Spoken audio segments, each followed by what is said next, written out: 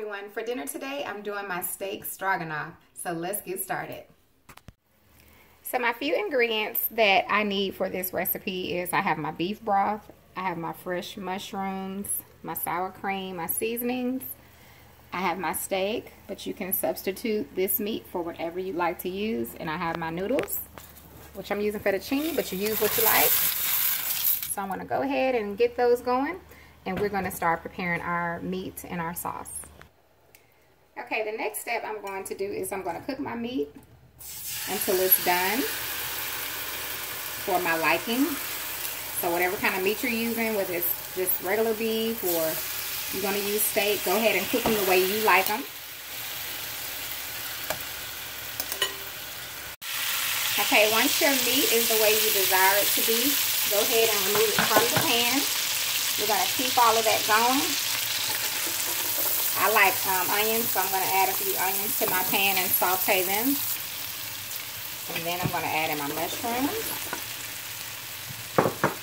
And just saute them for another couple of minutes. And if you can, try to keep the same pan. There is so much flavor in this pan from us cooking our steaks or your meat, whatever you're cooking, the type of meat you're using. So try to use the same pan so that your onions and mushrooms can soak up that flavor.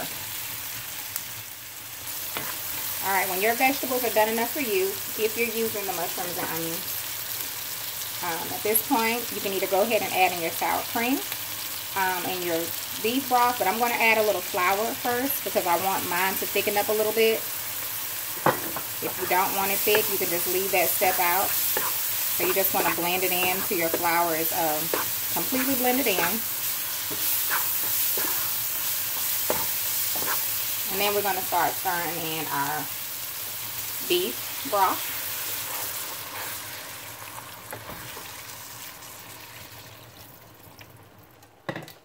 I'm going to let that cook together for a few minutes.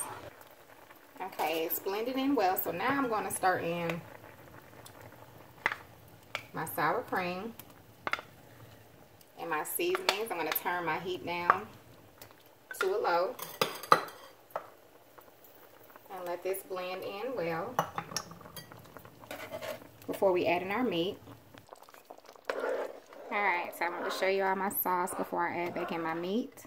And that's pretty much the last step. I am going to sprinkle in just a little bit of a fresh parsley. Of course, you can leave that out if you choose. Whatever you don't like, just leave it out. Whatever you want to add in, go right ahead. So I'm going to go ahead and start adding in my meat back into my my sauce.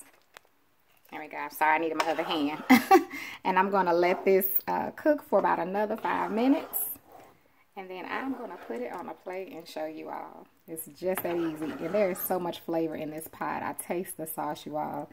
And it's just so good. It's just amazing. So real quick, easy meal idea. You can make it in 30 minutes or less. Alright, y'all, here it is. We are ready to eat. Let me have a bite. Okay, y'all. Let me get some of this goodness. I already know it's good.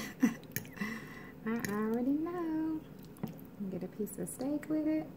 And like I said, you can make it with whatever meat that you choose to make it with. Man,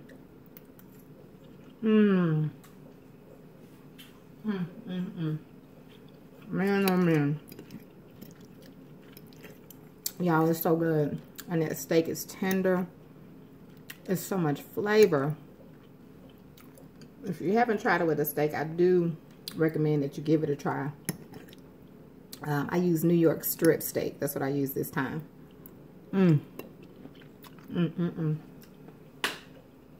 Well, I want to thank you all so much for watching. I hope you give it a try. And I hope you have a wonderful, blessed day.